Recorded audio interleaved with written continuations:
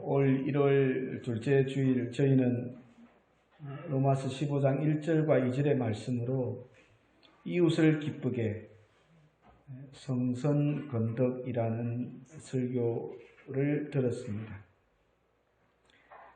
주님의 사람들이 이웃과 어떤 관계를 형성하며 살아야 하는지에 대해서 나누어 보았고, 어떤 관계가 우리 이웃들에게 믿음으로 다가가는지에 대해서 생각해 볼 수 있었습니다.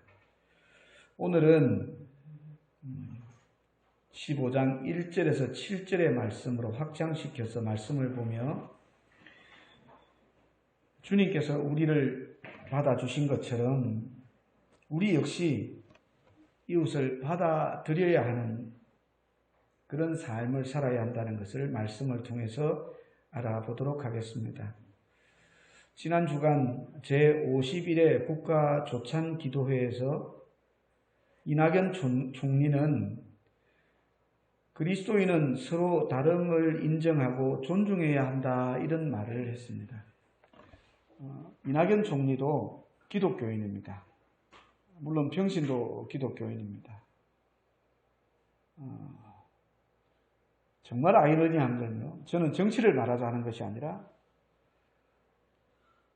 종교에 대해서 말하고 기독교에 대해서 말씀드리고자 하는데, 똑같은 하나님을 믿는데 당이 다르고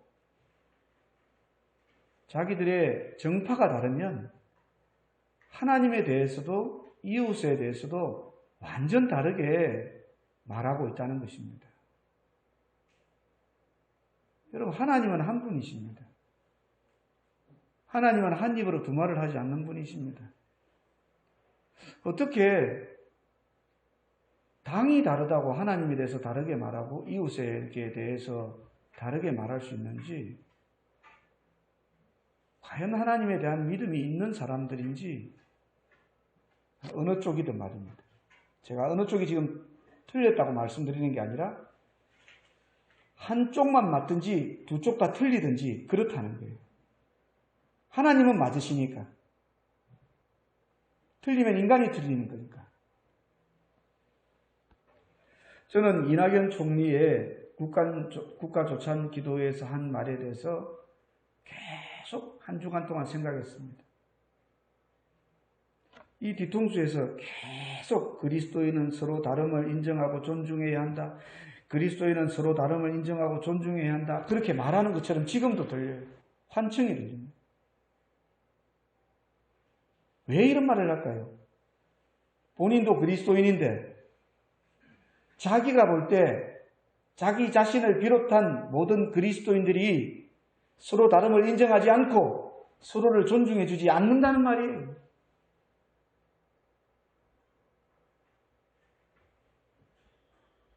이 그리스도인은 서로 다름을 인정하고 존중해야 한다는 말은 그의 말이 아닙니다. 성경에 있는 말입니다.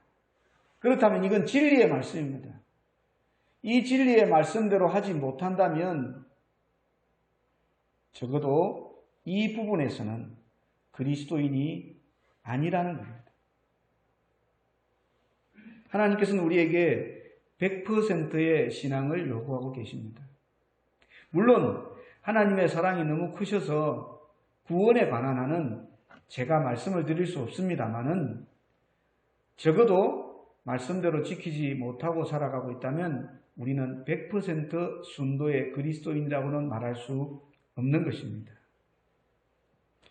하나님께서 이 세상을 지으실 때 똑같은 걸로 만들어 놓지 않으셨습니다. 이 세상은 다름으로 조화를 이루고 있습니다.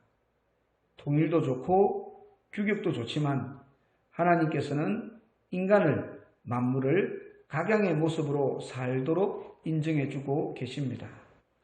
오늘 본문 1절에서는 사도 바울이 성도는 자기를 기쁘게 하려 하지 말아야 한다고 말씀하고 있습니다. 성도는 뭐라고요? 나를 기쁘게 하는 삶을 살아서는 안 된다. 사람들은 다 자기 중심적인 존재들입니다. 그래서 자기를 위해서 자기의 기쁨을 위해서 일하려는 속성이 있습니다. 그런데 이것이 좀 더 심해지면 남은 생각하지 않고 나만 하면서 다른 사람에게 피해를 주는 일도 저지르게 됩니다. 내가 기준이 되고 나의 기쁨과 유익을 위해서 일하다 보면 결국 또 다른 나인 타인과 다툼과 분쟁이 생기게 되는 것입니다. 여러분 10사람이 있는데 10사람이 다 자기의 유익과 자기의 기쁨을 위해서만 일한다고 생각해 보십시오.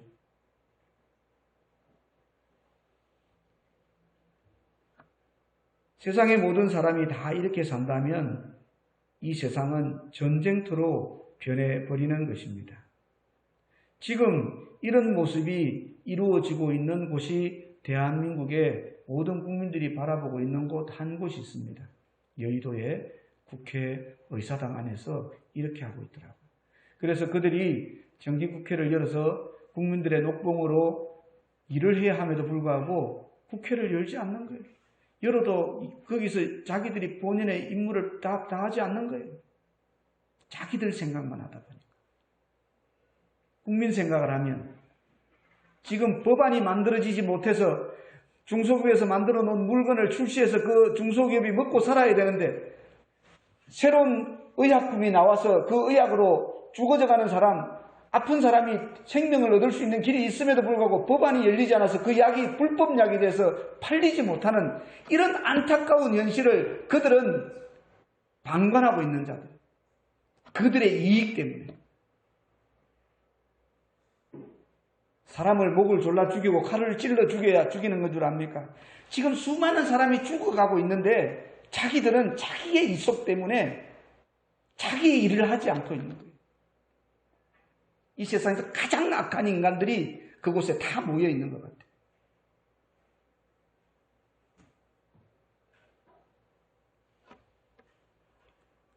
오늘 주님께서는 당신의 사도를 통해서 그리스도인들은 그렇게 살지 않아야 한다고 권면하고 있습니다.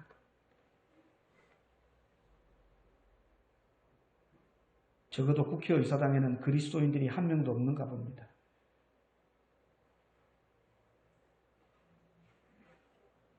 바울 사도는 2차 전도 여행 중에 자기가 열심과 정열을 다해서 세운 고린도 교회가 성도 간에 분쟁이 생겼어요. 교회가 분쟁에 들어서 발생한 것을 듣고 노여하며 안타까워했습니다. 로마 교회 성도들에게 보낸 이 편지에서는 로마 교회 역시 이런 전철을 밟을까 염려하며 사도는 간절한 권면으로 편지하고 있습니다. 이것이 오늘 우리에게도 전해지고 있는 것입니다. 그렇다면 그리스도인은 어떻게 살아야 할까요? 오늘 본문을 기초해서 보자면 첫 번째, 이웃을 기쁘게 하는 것이 그리스도인들의 삶입니다. 그것이 우리 신앙의 표대이며 믿음의 주이신 그리스도께서 하신 일이며 그분께서 우리에게 명령한 일입니다. 그리스도인은 그리스도를 따르는 사람들 혹은 그리스도처럼 살아가는 사람들, 세상 사람들이 볼 때 그리스도처럼 행하는 사람들을 일컫는 말이 바로 그리스도인입니다. 전라도 사람, 경상도 사람처럼 태생을 말하는 것이 아니라 그렇게 행하느냐 행하지 않느냐의 모습인 것입니다. 두 번째로 그리스도인들은 세상의 자랑보다 천국의 가치에 눈을 돌려야 합니다. 오늘 3절 말씀은 사도 바울이 시편 69편 9절 말씀을 인용한 것인데 그리스도께서 그의 백성을 위해서 하나님을 대적한 비난을 스스로 짊어지셨음을 말씀하고 있습니다. 그리스도께서 그 십자가를 지시면 나에게 유익이지만 결국은 그것은 하나님을 위한 일이라는 것입니다. 우리 역시도 나를 위한 것이 아니라 하나님을 위한 삶을 살아야 한다는 것입니다. 예수님은 하나님을 위한 거룩한 열정에 사로잡힌 분이셨습니다. 그 놀라운 열정이 하나님의 일을 이루는 원동력이 되었습니다. 그분께서는 이 땅에서의 가치에 눈을 돌리지 않으시고 천국을 향한 열정으로 살아가셨기 때문에 우리를 구원하실 그 거룩한 일을 감당하셨던 것입니다. 지식이 사람을 움직이게 만들지 않습니다. 이성적 판단과 함께 거룩한 열정이 있어야만 세상이 줄 수 없는 평안함으로 인도되는 것입니다. 저와 동갑내기 중에서 이 한국에서 가장 영향력 있는 사람 중에 한 사람을 꼽는다면 바로 아주대 이국종 교수일 겁니다. 그 친구는 제가 볼 때 또라이예요. 한국의 의사가 몇 명입니까? 한국의 의사가 한 해마도 몇 명씩 쏟아져 나옵니까? 그런데 그가 가지고 있는 지식, 그가 가지고 있는 경험뿐만 아니라 외상의학, 응급의학계에 이대로 둬서는 안 된다는 그 열정으로 똘똘 뭉쳐서 이 한국의 의학계의 판도를 바꾸어버린 사람입니다.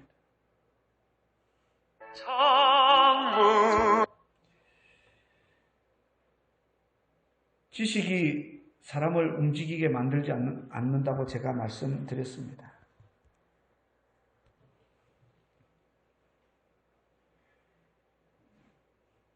이성적 판단 중요합니다.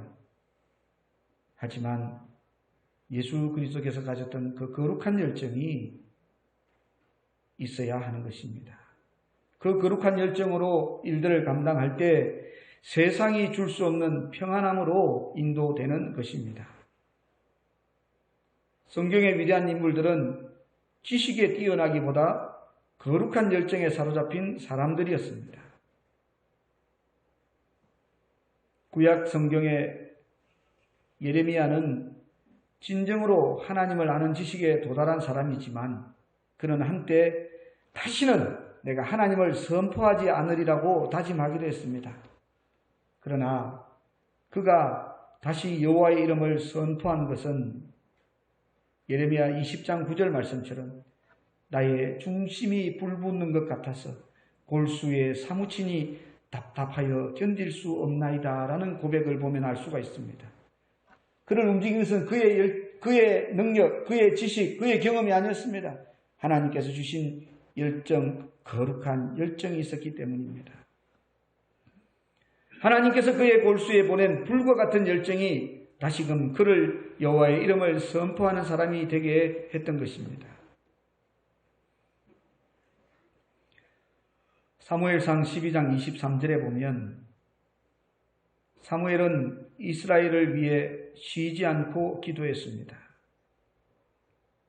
그것은 하나님께서 사무엘에게 주신 열정, 그 열정이 그를 감싸고 있었기 때문입니다. 성도는 이런 하나님께로부터 온 열정으로 살아가는 것입니다. 그래서 이 땅의 지식과 경험, 이 생의 자랑으로부터가 아니라 하나님께로부터 온 것으로 천국을 선포하며 살아가야 하는 것입니다. 그리고 천국에 온 마음을 집중해야 하는 것입니다. 성도 간의 문제, 이 땅에서의 분쟁은 이 땅에 있는 것에 집중하기 때문에 생기는 문제입니다. 이 땅에 있는 것은 잠시 잠깐 지나가는 거예요. 물론 이 땅에 있을 때 꼭 필요한 것들이고 많으면 좋은 것들이지만 그것은 천국과 상관없는 것들이 대부분입니다.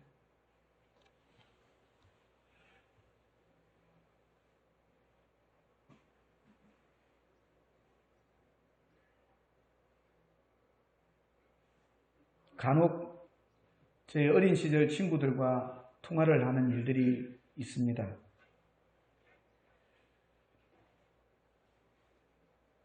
그 친구들은 대학을 나오고 직장 생활을 오래 했더니만 제법 짭짤하게 연봉을 받더라고요.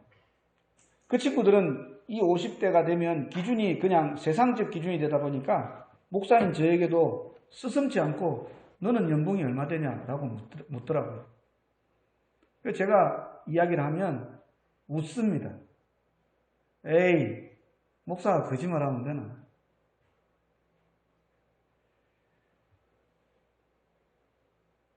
제가 그럽니다. 그거 다 싸고 갈 수 있을 것 같나? 하루 세끼 먹고 애들 교육시키고 잠 평안히 잘 수 있으면 되는 거 아니냐? 저보고 도를 통했다고 하더라고요. 제가 볼 때는 아직 저는 멀었는데 그들과 다른 것은 내가 천국에 집중하는 삶을 살아가고 있기 때문에 그런 것이 아닌가 생각해 봅니다. 천국에 집중한 마음이 이 땅에서 크게 여겨지는 것 때문에 마음이 흔들리겠습니까? 더 이상 이 땅의 것이 크게 여겨지지 않게 될 것입니다. 세 번째로 우리가 믿음이 연약한 자에 대해 인내하고 안위해야 한다라고 말씀하고 있습니다. 이것은 바로 하나님께서 우리에게 그렇게 하시기 때문입니다. 5절 말씀에 보면 이제 인내와 위로의 하나님이 너희로 그리스도 예수를 본받아 서로 뜻이 같게 하여 주사 이렇게 말씀하고 있습니다.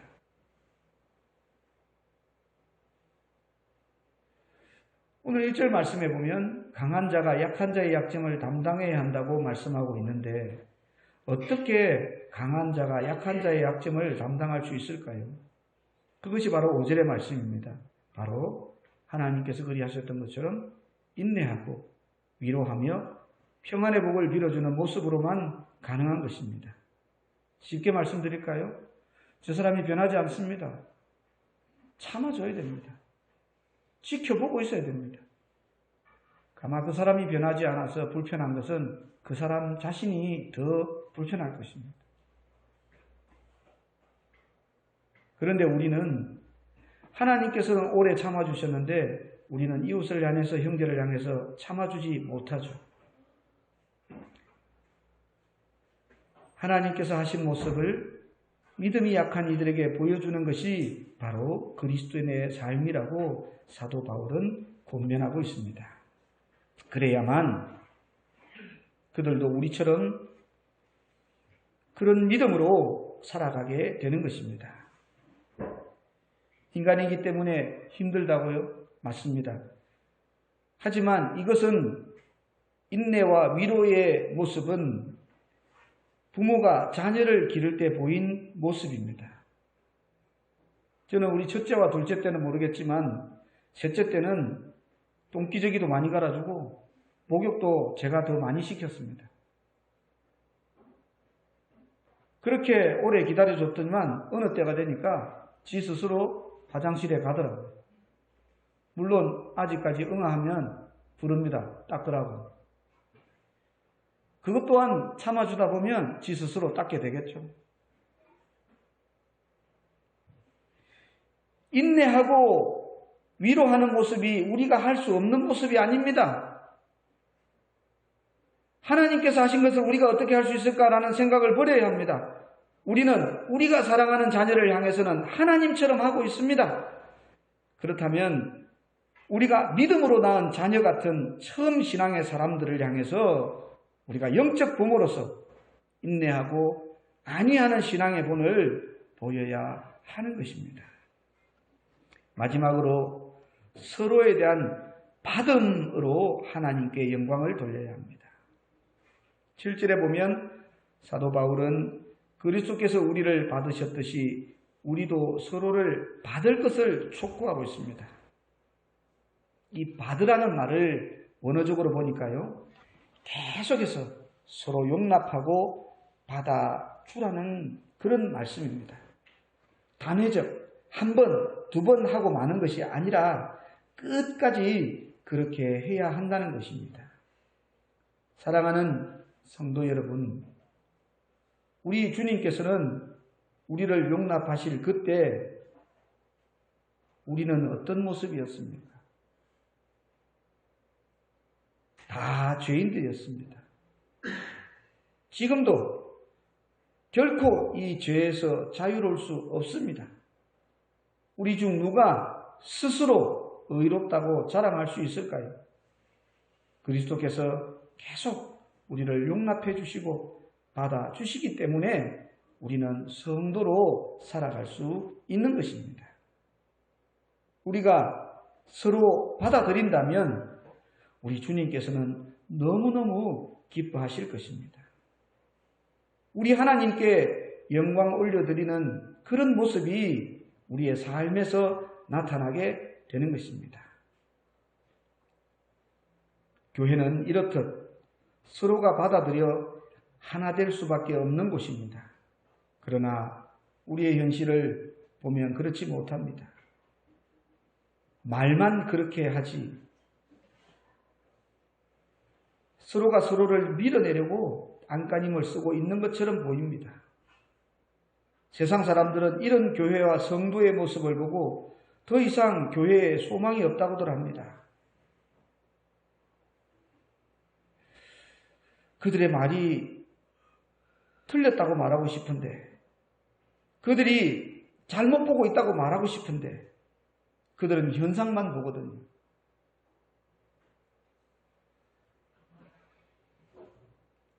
우리의 모습이, 우리의 삶이, 우리의 신앙이 틀린 것은 아닌지 돌아보아야 할 것입니다. 주님께서 받아들이신 것처럼 그렇게 말입니다. 바울은 그가 사랑하는 고린도 교회, 로마 교회에 이어서 에베소 교회 성도들에게도 이렇게 권면하고 있습니다. 그러므로 주 안에서 갇힌 내가 너희를 권하노니 너희가 부르심을 받은 일에 합당하게 행하여 모든 겸손과 온유로 하고 오래 참음으로 사랑 가운데서 서로 용납하고 평안에 매는 줄로 성령이 하나 되게 하신 것을 힘써 지키라. 몸이 하나요 성령도 한 분이시니 이와 같이 너희가 부르심의 한 소망 안에서 부르심을 받았느니라. 아멘. 가장 강한 주님께서 연약한 자의 짐을 대신 지시고 한 마음으로 하나님께 영광을 돌리게 하셨습니다. 믿음이 강한 우리는 마땅히 믿음이 약한 자의 약점을 담당하고 자기를 기쁘게 하지 아니할 것이라. 그러므로 그리스도께서 우리를 받아 하나님께 영광을 돌리심과 같이 너희도 서로 받으라. 도전교회 모든 성도들의 모습이 주님의 모습을 닮아 가시기를 간절히 축복합니다. 하나님 감사합니다. 사랑하는 주의 백성들이